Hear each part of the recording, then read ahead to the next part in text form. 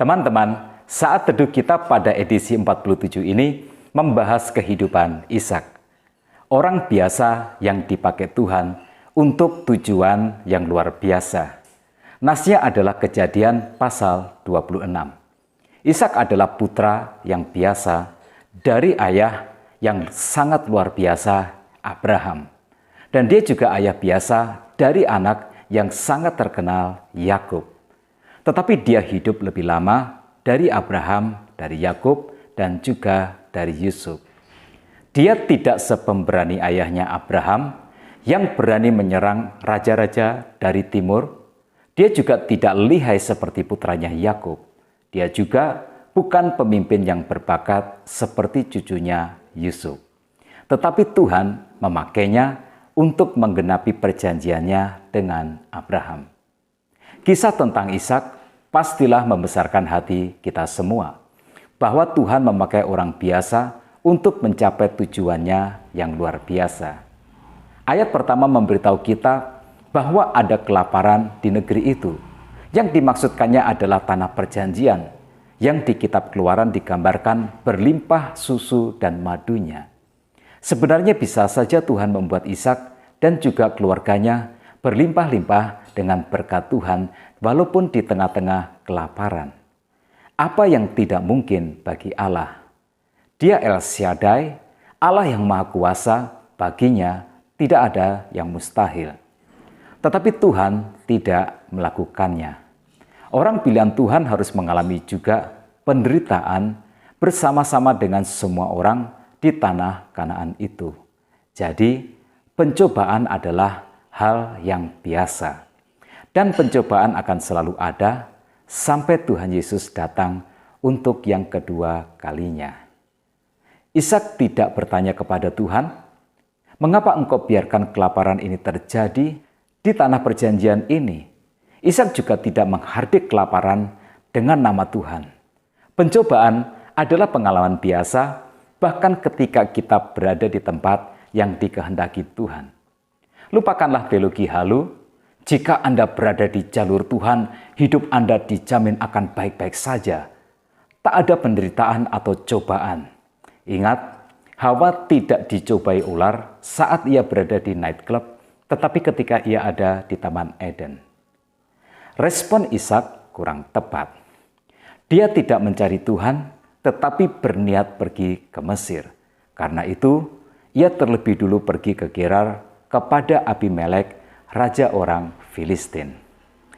Tuhan lalu menampakkan diri kepadanya, mencegahnya pergi ke Mesir, dan memintanya untuk bertahan sementara waktu di Gerar.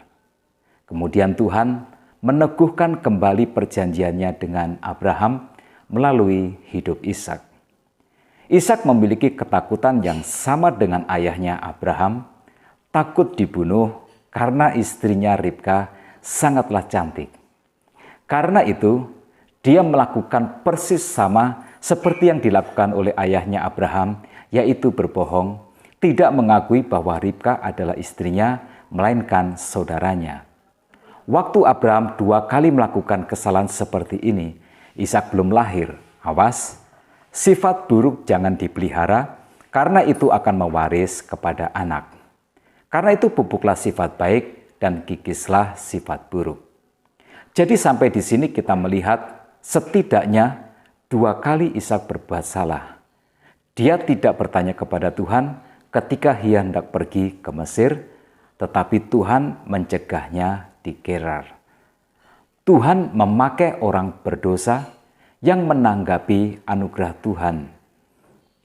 Kita kadang mendengar dari mimbar atau dari mulut ke mulut, jika Anda berdosa atau tidak menjaga hidup Anda suci, Tuhan tidak bisa memakai Anda. Jika kesempurnaan adalah syarat untuk dipakai Tuhan, pastilah Tuhan terpaksa harus bekerja sendirian. Tuhan memakai orang yang berdosa yang menanggapi panggilannya. Akhirnya, seperti Abraham, Raja Abimelek pun menegurnya. Sebab Abimelek melihat Ishak sedang berjumbu-jumbuan dengan Ribka. Bagaimanapun juga, dosa tidak akan pernah memuliakan Tuhan. Dosa membuat pandangan orang tentang umat percaya menjadi negatif. Jadi, kita harus berjuang supaya kita tidak sering-sering jatuh ke dalam dosa. Pada diri Ishak, kita melihat kelemahannya. Dia takut untuk berkonflik, sekalipun tak dapat dihindarinya. Ayat 12-14 menceritakan, maka menaburlah Ishak di tanah itu, dan dalam tahun itu juga dia mendapat hasil 100 kali lipat, sebab ia diberkati Tuhan, dan orang itu menjadi kaya, bahkan kian lama kian kaya, sehingga ia menjadi sangat kaya. Ia mempunyai kumpulan kambing domba dan lembu sapi, serta banyak anak buah, sehingga orang Filistin itu cemburu kepadanya. Kita tentu tahu apa yang akan dilakukan oleh orang yang cemburu. Dia akan menyusahkan hidup kita. Begitu juga dengan Ishak. Beberapa kali gembala-gembalanya menggali sumur, tetapi gembala-gembala Abimelek merebutnya, persis seperti yang dialami oleh Abraham. Tidak ada perlawanan, tidak ada usaha untuk mempertahankan hak, atau untuk melindungi kepentingan keluarga. Karena itu, Tuhan berfirman kepadanya, "Akulah Allah ayahmu Abraham, janganlah takut, sebab aku menyertai engkau. Aku akan memberkati engkau dan membuat banyak keturunanmu, karena Abraham hambaku itu." Jika Tuhan berkata jangan takut, itu berarti bahwa Ishak memang takut. Tuhan menanggapi rasa takut yang dimiliki oleh Ishak. Nah, menarik apa yang dikatakan Tuhan, mengapa Ishak tak perlu takut? Yang pertama, sebab Tuhan menyertai Ishak.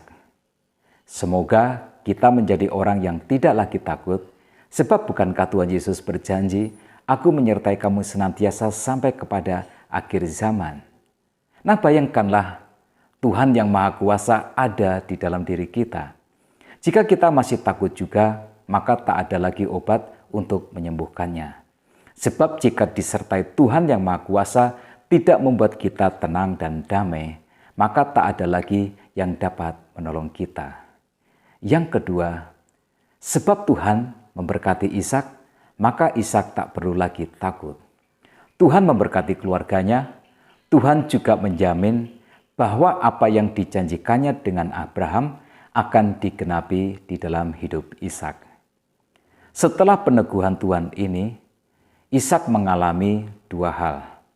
Yang pertama, dia mendirikan mezbah dan kemudian memanggil nama Tuhan. Yang kedua, Abimelek datang dan mengikat perjanjian damai dengannya. Nah, ini yang dikatakan Abimelek, "Kami telah melihat sendiri bahwa Tuhan menyertai engkau. Sebab itu kami berkata, baiklah kita mengadakan sumpah setia antara kami dan engkau, dan baiklah kami mengikat perjanjian dengan engkau, bahwa engkau tidak akan berbuat jahat kepada kami, seperti kami tidak mengganggu engkau. Dan seperti kami semata-mata berbuat baik kepadamu, dan membiarkan engkau pergi dengan damai, bukankah engkau sekarang yang diberkati Tuhan?" Ya, orang lain menjadi takut dan gentar kepada Ishak. Apa yang bisa kita pelajari dari kisah ini? Yang pertama, Tuhan memakai orang biasa untuk mencapai tujuannya yang luar biasa. Jangan ragu untuk menerima panggilan Tuhan. Jangan berkecil hati saat Tuhan belum membawa kita mencapai kebesaran. Kita pun tidak harus sempurna terlebih dulu. Kebanyakan kita membutuhkan waktu yang sedikit lebih lama untuk bertumbuh, mencapai kematangan di dalam iman. Yang kedua, latihlah respon kita saat menghadapi masalah atau bahaya. Berdoalah untuk mencari tuntunannya, bertindak sendiri dapat membawa konsekuensi yang nantinya tak dapat kita tanggulangi. Yang ketiga, ingatlah ini selalu, Tuhan senantiasa menyertai kita.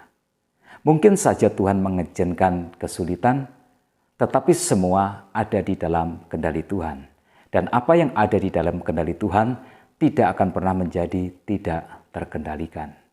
Nah, sekarang waktunya kita untuk memetik inspirasi dan juga motivasi. Kita yang ada di dalam Kristus adalah penerima berkat Abraham.